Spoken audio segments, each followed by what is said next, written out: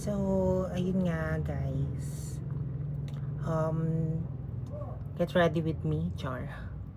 Marami kasi nagtatanong sa akin kung how do I start my HRT. Yes, pagpasensyahan nyo na I don't have any makeup kasi kakaligo ko lang. Yun, I decided to start my HRT journey way back uh, October 23, 2023. Yan. Nagpunta kasi ako sa Thailand noon. Yeah, kwento ka lang guys ha kung paano. Nagpunta kami sa Thailand with my boyfriend. And before that, siguro mga a month, 3 months, ganyan. Naisipan ko na mag-HRT. Yan. Kasi nga, na ano na ako sa katawan ko, like parang yung build dati ng katawan ko hindi na maganda, ganyan. Tapos parang hindi na siya katanggap-tanggap sa society. Like ganyan. By the way, bisexual kasi ako doon. Yeah.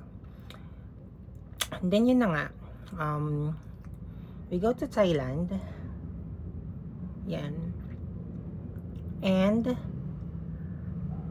grabe kasi yung mga nakita kong trans doon. Ang gaganda, as in, grabe. Kahit, alam mo yon sa Thailand kasi mga trabaho ng mga trans doon, di ba? Like mga girls na, alam niyo na, ganyan. Pero grabe kasi doon, every time na may pumunta ka sa isang lugar, lalo na paggabi, there's so many trans peoples, yeah, mga transgenders doon. And ang gaganda nila, as in talagang na ano ko, like na ano ba yun, tawag dito, nainggit or what, kasi medyo mahaba na rin naman yung buhok ko noon, like hanggang dito, ayan. Then bigla na pumasok sa isip ko na why not to start, like I'll give myself at least siguro mga 3 months. I decided to buy Progenova kasi nagse-search na ako before and nanonood na ako kung ano yung mga ginagamit ng mga trans, kung paano mag-start, ganyan, kasi paano mag-DIY, yon. Then I started, siguro pagbalik ko, nag-start na ako ng taking ng Progenova and Androcur. Ayun, so parang kasi napanood ko mas maganda to start kapag bioidentical. Yun. So, I'll give myself 3 months. Sabi ko, 3 months sige. Mag-HRT ako. Then, kapag ako hindi magandang effect, ganyan, and walang nangyari sa akin, then, stop. Ayun, so, after a month, na-feel ko na parang, wow, hindi na ako nagiging oily. Like, ano ko nun 25 milligram na Androcur, tapos, 1 tab ng Progenova. So, tinitake ko. Parang ang effect sa akin, parang, yun nga, hindi ka na na-earn, hindi ka na na-ELSA, ganyan. Tapos, ang ganda ng effect sa akin, kasi parang lumiit yung mga pores ko, tapos, parang nagki-clear skin ako, medyo pumuputi ako, tapos, hindi ako nag-oily. Like, paggising ko, ang lambot ng buhok ko, ganyan. Then, sabi ko, parang maganda ang effect. So, pinagpatuloy ko. And, nakita ko kasi sa YouTube, yung Penokinon.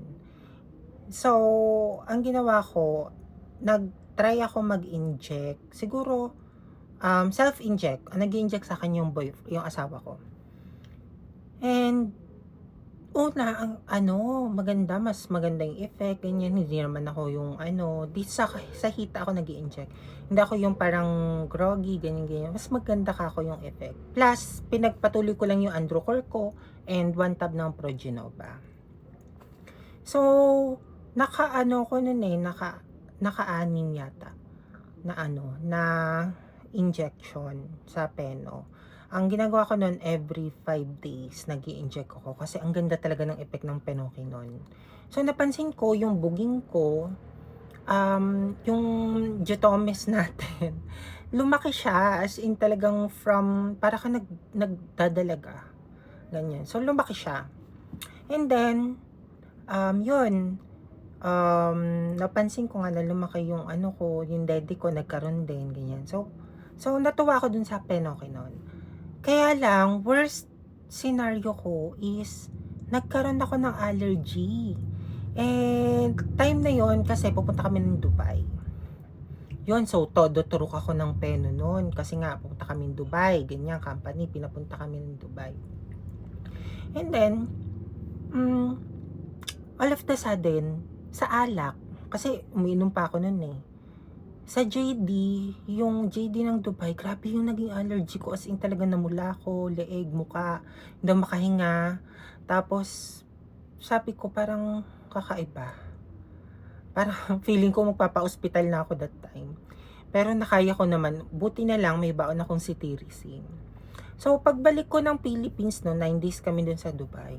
Pagbalik ko ng Philippines noon, I tried to stop na kasi hindi siya maganda kasi nagkaroon din pala ako ng allergy noon sa hipon, which is dati wala naman, and other foods ganyan. So parang every time nakakain na lang ako ng fish or what, nati-trigger yung allergy ko. Tapos yung allergy ko sa ano, sa hika, parang hika. Yan, hika na hindi ka makahinga, na nahihirapan kang ano, ganyan. Tapos, in-stop ko siya. Yun. So, nagharap ako ng other alternative. And then, namatay yung ano, lights. Ayan, ayun na niyang gumana.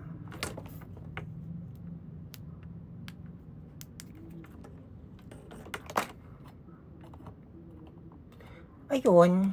Sige, pagpatuloy na lang natin. Try ako, B2 siya. And nag-change ako sa Estrofem. Yan. Nag-Estrofem ako. At kasi nakita ko na naman yung effect sa akin ng Progenova mabagal. So, na-try ko yung Estrofem. Ang Estrofem sa akin, pumayat ako, day. Parang yung pag-lose ko ng weight, kasi that time, siguro mga 3 months na akong nag-HRT. Hindi ko talaga mapababa yung weight ko ng 76. Yan. So, hindi ako nag-75, kasi weight ko before I started is 81 kilos. Yan. So, 4 kilos lang yun na, ko nun eh, na baba. Then, nag-start ako ng Estrofem, parang gumaganda lalo yung fat transfer sa katawan. Then, sinama ko siya ng B2 siya. Ang ganda ng B2 siya. So ito naman si ate mo, addict na naman sa injection. Nag-i-inject ako every 10 days. Yan, ng B2 siya. Then, Androcur 25. Binabaan ko pala yung Androcur ko noon 12.5 na lang kasi para just to be safe. Tapos kasi nga yung B2 siya meron siyang progesterone. And then nagte-take pa rin ako like ng 2 tabs ng Estrofem. Ayan. So ikat ko muna yung story. Matatapos na yung 10 minutes. Bakit kasi 10 minutes to? So, next video, i-continue ko yung story, ha? Guys, just tune in sa part 2. Ipopost ko na lang yung part 2 dito. Okay?